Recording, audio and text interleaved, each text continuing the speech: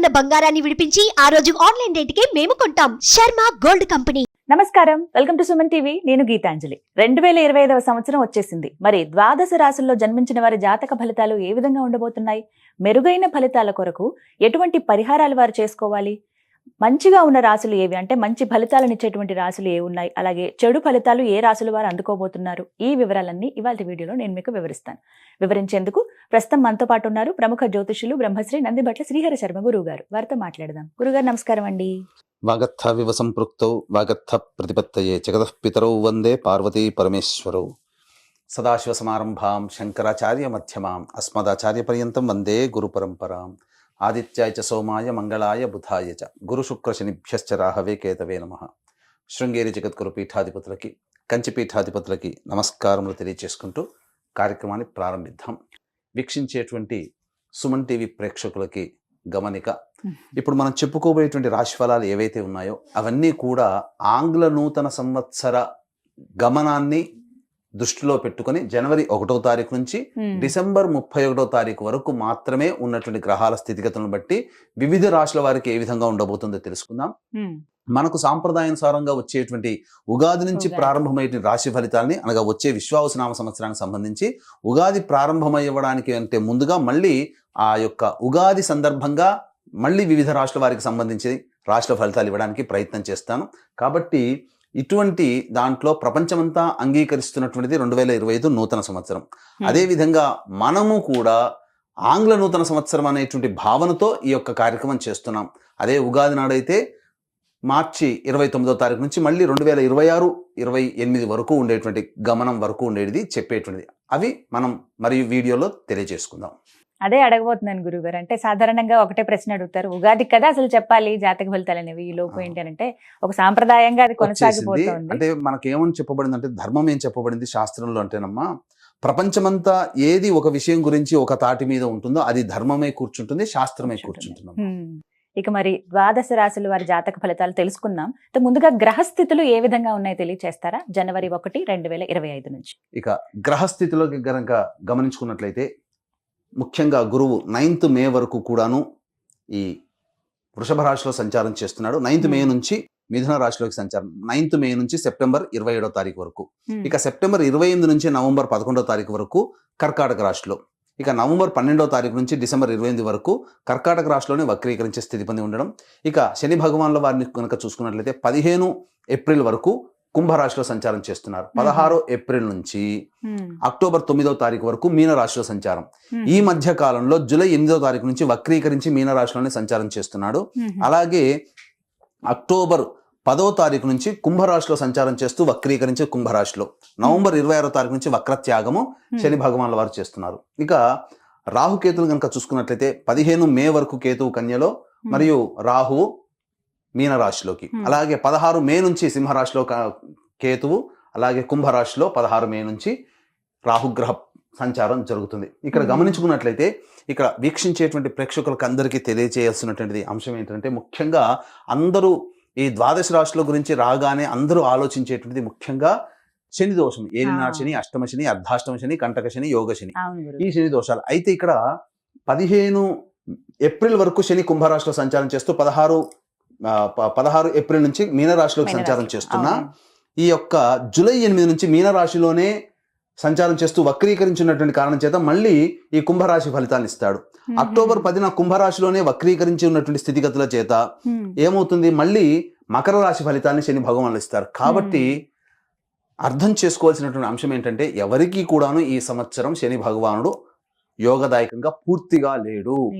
12 రాశుల వారికి అష్టమ శని, అర్ధాష్టమ శని, కంటక శని, యోగ శని, దాంపత్య శని, ఈ రాశుల ఈ యొక్క దోషాల శని దోషాలు ఏదో ఒక సందర్భంలో కొన్ని నెలల పాటు అందరూ రాశుల వారు అనుభవించాల్సిందే తప్ప ఇక్కడ ప్రత్యామ్నాయము లేదు. కాబట్టి ఇక కుంభరాశి వారికి ఏలినాటి శని వెళ్ళిపోతుందని సంతోషం కానీ, ఈ యొక్క సంబంధించి మకర రాశి వారికి ఏలినాటి శని వెళ్ళిపోతుందని సంతోషం కానీ, లేకపోతే కర్కాటక రాశి వారికి అష్టమ శని దోషం పోతుందని కానీ భావించాల్సిన అవసరం లేదు. వృశ్చిక రాశి వారికి అర్ధాష్టమ శని దోషం పోతుందని కూడా భావించాల్సిన అవసరం లేదు. ఎందుకంటే శని మళ్ళీ రుజు మార్గంలో వెళ్ళి మళ్ళీ వక్ర మార్గం చేత వక్రగతిన సంచారం చేస్తున్నటువంటి కారణం చేత 12 రాశులు శని ప్రభావానికి గురవుతాయి. కాబట్టి ఈ సంవత్సరం అన్ని రాశుల వారు శని దోష పరిహారములు ఖచ్చితంగా చేసుకోవలసినదే, అందులో సందేహం లేదు. గ్రహస్థితులు అయితే ఈ విధంగా ఉన్నాయి.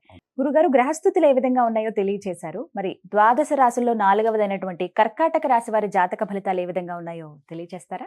ఈ యొక్క కర్కాటక రాశిలో జన్మించినటువంటి వారికి 2025వ సంవత్సరంలో జనవరి 1వ తారీఖు నుంచి డిసెంబర్ 31వ తారీఖు వరకు ఏ రంగాల్లో ఎటువంటి స్థితిగతులు ఉంటాయి, మంచి చెడు గురించి తెలియజేసుకుందాం. ముఖ్యంగా గమనించుకున్నట్లయితే కర్కాటక రాశి వారికి ప్రధానంగా శని ప్రభావము మరియు గురుగ్రహ ప్రభావము అంత అనుకూలంగా లేదు. ఇక రాహుకేతులు కూడాను అనుకూలంగా లేనటువంటి కారణం చేత ఈ యొక్క కర్కాటక రాశిలో జన్మించినటువంటి వాళ్ళకి కొన్ని పరిస్థితులు విషమంగా ఉంటాయి, కొన్ని సందర్భాలలో. కాబట్టి ఎప్పుడెప్పుడు బాగుంటుంది, ఎప్పుడెప్పుడు సందర్భాల్లో జాగ్రత్తలు పాటించాలి అనేటువంటి విషయాల గురించి ముందుగా తెలియజేసుకుందాం. ఇక ముఖ్యంగా గమనించుకున్నట్లయితే గురువు గారు ఈ కర్కాటక రాశి వారికి 9 మే వరకు లాభస్థానంలో సంచారం చేస్తున్నారు. కావున అద్భుతమైనటువంటి యోగదాయకమైనటువంటి కాలంగా చెప్పవచ్చు. ఎందుకనంటే గురువు యోగాన్ని కలగ చేస్తున్నాడు. ప్రధానంగా మార్చి వరకు కూడాను వక్రీకరించినటువంటి స్థితిగతులు, దశమ లాభస్థాన గురుగ్రహ ఫలితాలు 9 మే వరకు కర్కాటక రాశి వారు పొందుతారు. తద్వారా అనుకున్నటువంటి పనులలో విజయాన్ని పొందుతారు, గురుతర బాధ్యతలు పెరుగుతాయి, అన్ని విధాలుగా మంచి జరుగుతుంది. అయితే ఈ మే 9 నుంచి సెప్టెంబర్ 27 మధ్య కాలంలో మిథున రాశిలో సంచారం చేస్తున్నటువంటి ఈ కారణం చేత ఎక్కువగా కొన్ని ప్రయత్నాల్లో ఆటంకాలు అనేటువంటివి వస్తాయి. అలాగే ప్రశాంతత లోపిస్తుంది ఈ మధ్యకాలంలో. ఇక ముఖ్యంగా ఖర్చులు పెరుగుతాయి. కానీ ఆ ఖర్చులు దేవతా సంబంధమైన ఖర్చులు లేదా సమాజానికి ఉపయోగపడేటువంటి సేవా ఖర్చులు ఎక్కువగా చేస్తారు. ఇక గమనించుకున్నట్లయితే సెప్టెంబర్ 28 నుంచి నవంబర్ 11 మధ్యకాలంలో ఈ యొక్క సంబంధించినటువంటి సమయంలో కర్కాటక రాశి వారికి ప్రధానంగా ఓవర్ వెయిట్ అయ్యేటువంటి ఒబేసిటీ ప్రాబ్లమ్స్ పెరుగుతాయి. మనస్సు చికాకుగా ఉండడము, ప్రతి పనులలో కొంత ఇబ్బందికర పరిస్థితులు ఉండడం. అయితే ఇక్కడ ప్రధానంగా మే 9వ తారీఖు వరకు వివాహం కావాల్సినటువంటి అబ్బాయిలకి అమ్మాయిలకి యోగదాయకమైనటువంటి ఫలితము, వివాహాలు నిశ్చయమవుతాయి. మళ్ళీ అటువంటి పరిస్థితి ఎప్పుడు వస్తుంది? సెప్టెంబర్ 28 నుంచి నవంబర్ 11 మధ్యకాలంలో కూడా వివాహాలు నిశ్చయమవుతాయని చెప్పవచ్చు. అన్నిటికంటే ప్రధానంగా ఈ రాశిలో జన్మించినటువంటి విద్యార్థులు ఎవరైతే ఉంటారో గురుగ్రహ ప్రభావం వలన కొంత జ్ఞాపక శక్తి తక్కువగా ఉండడము, అలాగే ఈ పరీక్షలలో ఏవైతే ఉంటాయో ఎక్కువగా శ్రమ కోరిస్తే తప్ప ఎక్కువ ఉత్తీర్ణత శాతాన్ని పొందలేకపోవడము, విదేశీ యానానికి సంబంధించే ప్రయత్నం మాత్రం ఈ యొక్క రాశి వారికి సెప్టెంబర్ 28 నుంచి నవంబర్ 11 మధ్య కాలంలో విదేశంలో స్థిరపడేటువంటి అవకాశాలు గోచరమవుతున్నాయి, అనగా విదేశీ యానం జరుగుతుంది. ఇక ముఖ్యంగా గమనించుకున్నట్లయితే నవంబర్ 12 నుంచి డిసెంబర్ 28 వరకు మళ్ళీ కొంత చికాకులతో కూడుకున్నటువంటి ఖర్చులు అధికంగా ఉంటాయి. అయితే ఇక్కడ కర్కాటక రాశి వారికి 15 ఏప్రిల్ వరకు శని కుంభరాశిలో సంచారం చేస్తూ 15 ఏప్రిల్ వరకు కూడాను అష్టమ శని దోష ప్రభావాన్ని గురవుతూ ఉంటుంటారు. కానీ 16 ఏప్రిల్ నుంచి కుంభరాశి నుంచి మీనరాశిలోకి ఎప్పుడైతే మారుతారో అమ్మయ్య ఇక శని దోషం అంటూ ఇంకా ఏమీ లేదు, హ్యాపీగా ఉండవచ్చని కర్కాటక రాశి వారు భావిస్తున్నారేమో. కానీ ఇక్కడే ట్విస్ట్ ఉందండి. ఎందుకనంటే జూలై 8వ తారీఖు నుంచి వక్రించినటువంటి శని ప్రభావం వలన మళ్ళీ అష్టమ శని దోష ప్రభావాన్ని పొందుతారు. జూలై 8 నుంచి ఎప్పటి వరకు? అక్టోబర్ 10 వరకు. ఇక అక్టోబర్ 10 నుంచి వక్రించినటువంటి శని కుంభరాశిలో ప్రవేశం చేస్తూ మళ్ళీ సప్తమ శని దోష ప్రభావాన్ని ఇస్తున్నాడు. ఇది ప్రధానమైనటువంటి కాలం. అందుకనే చెప్పాను అక్టోబర్ 10 నుంచి నవంబర్ 26 మధ్యకాలం, సెప్టెంబర్ 28 నుంచి నవంబర్ 11 మధ్యకాలంలో ఈ యొక్క సంబంధించినటువంటి జన్మించినటువంటి స్త్రీ పురుషులకి వివాహ యోగ్యతలు కలిగే అవకాశాలు గోచరమవుతున్నాయి. గురుశనులు అనుకూలంగా ఉంటున్నారు. ఇది ప్రధానంగా గుర్తు తెచ్చుకోవాల్సింది. అష్టమ శని దోష ప్రభావం పోయింది అనుకున్నటువంటి సమయంలో జూలై 8 నుంచి అక్టోబర్ 10వ తారీఖు వరకు. కాబట్టి జూలై అంటే ఆగస్టు, సెప్టెంబర్, అక్టోబర్ 3 నెలలు 92 రోజుల పాటు అష్టమ శని దోష ప్రభావాన్ని మళ్ళీ ఈ యొక్క కర్కాటక రాశి వారు గమనించుకుంటే మొత్తం చూసుకున్నట్లయితే 15 ఏప్రిల్ అనగా దగ్గర జనవరి, ఫిబ్రవరి, మార్చి 3 నెలలు 15 అంటే 9 + 90 + 15 105 రోజులు, మళ్ళీ 90 రోజులు 92 రోజులు మొత్తం కలిపితే 197 రోజులు మళ్ళీ కర్కాటక రాశి వారు అష్టమ శని దోష ప్రభావానికే గురవుతున్నారు.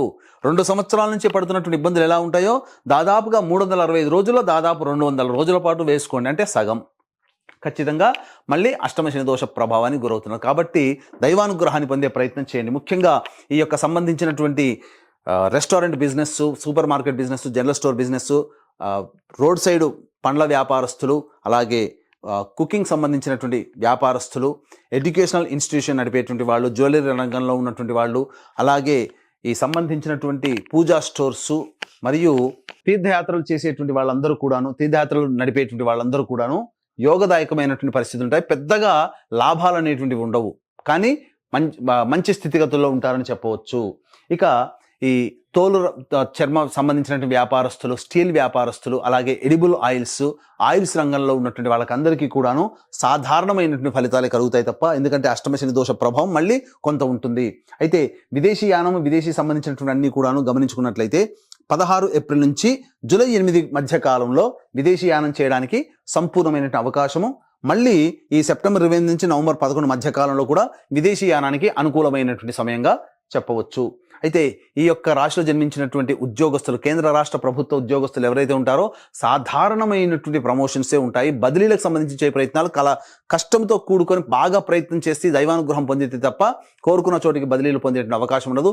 ఉద్యోగస్తులైతే ప్రధానంగా కొన్ని సమయాల్లో నిరుద్యోగస్తులకి ఉద్యోగం లభించి తీరుతుంది. అయితే ఉద్యోగం మార్చిన తర్వాత కూడా మళ్ళీ ఎందుకు ఉద్యోగంలో ఉన్నామా అనే కొన్ని ఇబ్బందికర పరిస్థితులు ఉంటాయి. కాబట్టి మొక్కవోని ధైర్యంతో, లౌక్యంతో ఎదుటి వాళ్ళని మెప్పిస్తూ మీరు కనుక ముందు సాగినట్లయితే ఈ 2025 సంవత్సరంలో ప్రైవేట్ రంగంలో ఉన్నటువంటి వారికి కూడా ఉద్యోగ భద్రత అనేటువంటిది ఉంటుంది. అయితే గమనించుకున్నట్లయితే ఫిబ్రవరి 11 నుంచి మార్చి 13 మధ్య కాలంలో ఈ యొక్క కర్కాటక రాశిలో జన్మించినటువంటి వారికి ఉద్యోగంలో చికాకులు ఎక్కువగా ఉంటాయి. ముఖ్యంగా ఉద్యోగ మార్పుని కోరుకుంటారు. అయితే ఏప్రిల్ 12 నుంచి జూన్ 13వ తారీఖు వరకు ఉన్నటువంటి కాలము ఉద్యోగంలో నూతన ఉద్యోగ మార్పుకి కానీ లేదా ప్రమోషన్స్తో కూడుకున్నటువంటి ఉద్యోగం లభించడం అనేటువంటిది ఉంటుంది. ఈ కారణం చేత ఈ ఏప్రిల్ 12వ తారీఖు నుంచి జూన్ 13వ తారీఖు ఉన్నటువంటి కాలం మీకు ప్రమోషన్స్, ఉద్యోగ భద్రత, నిరుద్యోగస్తులకి ఉద్యోగం లభించడం జరుగుతుంది. అయితే వెంటనే జూన్ 14 నుంచి జూలై 14 మధ్య కాలంలో ఈ సంబంధించినటువంటి కర్కాటక రాశిలో జన్మించినటువంటి వారికి ఆ చేస్తున్నటువంటి ఉద్యోగంలో బాధ్యతలు సరిగ్గా నిర్వర్తించలేకపోవడం ఒకంత ఆందోళనకు గురి చేసేటువంటి సంఘటనలు ఒక నెల పాటు ఉంటాయి. కాబట్టి ఎట్టి పరిస్థితుల్లో ఉద్యోగం విడనాడాలనేటువంటి ఆలోచనని మర్చిపోండి.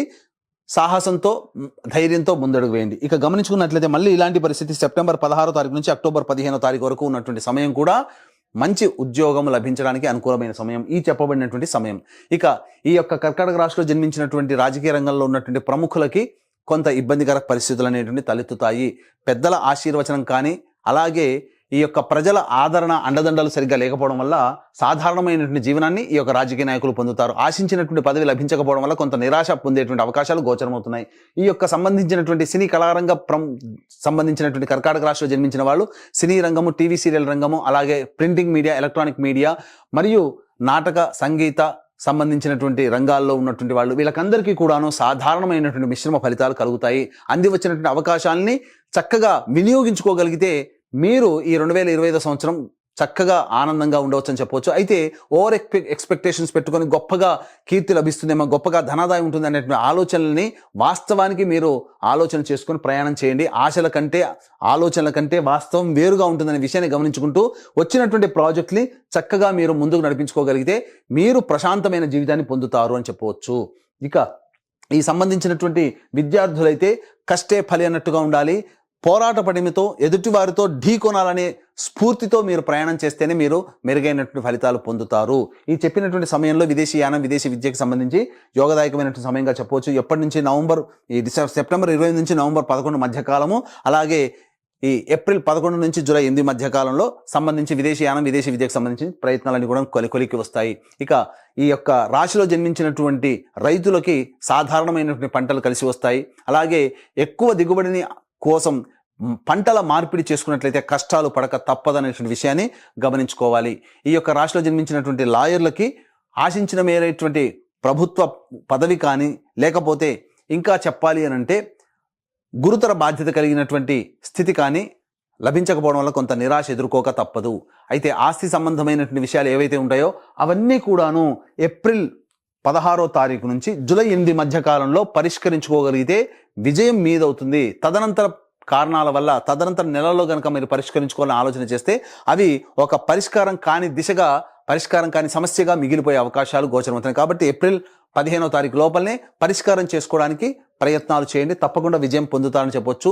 ఈ యొక్క కర్కాటక రాశిలో జన్మించినటువంటి స్త్రీ పురుషులకు ఎవరికైనా కానీ దాంపత్యం విభేదాలు, పొరపచ్చాలు, భాగస్వామ్య వ్యాపారంలో ఉన్నటువంటి వారికి కొంత పొరపచ్చాలు వచ్చేటువంటి అవకాశాలు ఉన్నాయి. కాబట్టి జాగ్రత్తలు పాటించండి. భాగస్వామితో ఎక్కువగా కోపంగా ఉండకుండా మౌనాన్ని ఆశ్రయిస్తూ లౌక్యంతో ముందడుగు వేస్తే కుటుంబ సభ్యులు కావచ్చు, జీవిత భాగస్వామి, వ్యాపార భాగస్వామి కావచ్చు, వాళ్ళందరితో కూడా కర్కాటక రాశిలో జన్మించినటువంటి వారికి మంచి స్థితిగతులు ఉంటాయి. అయితే ప్రధానంగా ఈ కర్కాటక రాశిలో జన్మించినటువంటి వారికి తీరని కోరిక ఒకటి తీరబోతుంది. అనగా ఉద్యోగము అనేటువంటిది స్థిరీకరించబడుతుంది. అలాగే గృహ సంబంధమైనటువంటి విషయాల్లో మీరు విజయాన్ని పొందుతారు. అనగా నూతన గృహ కొనుగోలు కానీ, నూతన వాహన కొనుగోలు కానీ ఏర్పాటు చేసే విధంగా మీ యొక్క ప్రణాళికలు ఉండబోతున్నాయి. తద్వారా మీరు విజయాన్ని పొందుతారు. ఒక స్థిరమ ఆస్తి అనేటువంటిది మీరు కర్కాటక రాశి వారు ఈ 2025 సంవత్సరంలో సంపాదించుకోబోతున్నారు. కాకపోతే ఇక్కడ ప్రధానంగా గమనించాల్సినటువంటి అంశం ఏంటంటే మానసిక ఒత్తిడి, శారీరక శ్రమ ఇవన్నీ ఉన్నప్పటికీ కూడాను ముందడుగు వేసే ప్రయత్నం చేయండి. అధైర్యపడకుండా చిన్న చిన్న విషయాలకి మానసికంగా చికాకులు పెట్టుకోకుండా ప్రయత్నం చేస్తే కర్కాటక రాశి వారు ఉన్న జీవితం ఆనందంగా ఉంటుందని చెప్పడంలో ఏమాత్రం సందేహం లేదు. ఇక ప్రధానంగా గమనించుకున్నట్లయితే ఈ యొక్క కర్కాటక రాశిలో జన్మించినటువంటి స్త్రీలు బాధ్యతగా ఎంత గొప్పగా పనిచేసినా ఎదుటివారి యొక్క ప్రేరణను పొందలేకపోతారు. అనగా ఎదుటివారి యొక్క మెచ్చుకోల్ని పొందలేకపోతారు. ఒకంత బాధపడతారు. అయిన వాళ్ళే మెచ్చుకోకపోతే ఇంకా బయట వాళ్ళు ఎందుకు అనేటువంటి ఆలోచనతో ఉంటుంటారు. కాబట్టి మీ ప్రేమను పంచడం అనేటువంటిది మీరు చేసుకోపోతుండే, మీ పని మీరు చేయండి. కానీ ఖచ్చితంగా ఈ 2025 సంవత్సరంలో మీ యొక్క శక్తిని గుర్తిస్తారు. తదనుగుణంగా మీకు 2025 సంవత్సరం ఎండింగ్ వచ్చేసరికి గురుతర బాధ్యతలో ఉంటారు. అలాగే మీ మీద ప్రేమాభిమానాలు ఎక్కువగా పెరుగుతాయి. తద్వారా మీ యొక్క నిజ స్థితిని మీ కుటుంబ సభ్యులు గుర్తించి మీకు విలువ ఇవ్వడం ప్రారంభిస్తారు. కాబట్టి అవకాశం, సమయం కోసం వేచి చూడండి. అన్ని విధాలుగా కర్కాటక రాశి వారికి, స్త్రీ పురుషులకి మంచి యోగ స్థితిగా ఉంటుందని చెప్పడంలో ఏమాత్రం సందేహం లేదు. అయితే ఇక్కడ ఈ కర్కాటక రాశి వారి జీవితం మీద ఎవరి ప్రభావం ఎక్కువగా ఉంటుంది?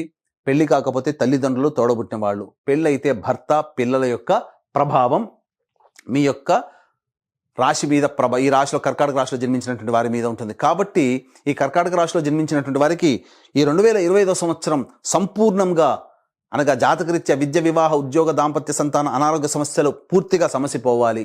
అలాగే కర్కాటక రాశి వారికి చూసుకున్నట్లయితే శని ప్రభావం ఇక్కడ మనం చెప్పుకున్నాం ఇంతకుముందు, అష్టమ శని మరి సంబంధించినటువంటిది. ఇక్కడ ఈ అష్టమ శని ప్రభావము మరియు సప్తమ శని ప్రభావం వెరసి ఈ కర్కాటక రాశి వారికి అనగా కర్కాటక రాశితో పాటు 12 రాశుల వారికి శని ప్రభావం సంపూర్ణంగా ఉన్నటువంటి కారణం చేత శనిదోష నివారణ హోమాలు అనేటువంటివి ప్రతి నెల అనగా మీ యొక్క జాతకరీత్యా కలుగు అన్ని రకాల సమస్యలకి శని వలన కలిగేటువంటి సమస్యల నివారణకి సర్వదోష నివారణ పూజలు, హోమాలు అనేటువంటివి ప్రతి నెల ఒక్కొక్క పుణ్యక్షేత్రంలో జరపబడతాయి. దీనికి శ్రీకారం జనవరి 13వ తారీఖు రోజున శ్రీకాళహస్తిలో కానీ లేదా శ్రీశైలంలో కానీ శ్రీకారం చుట్టబోతున్నాం.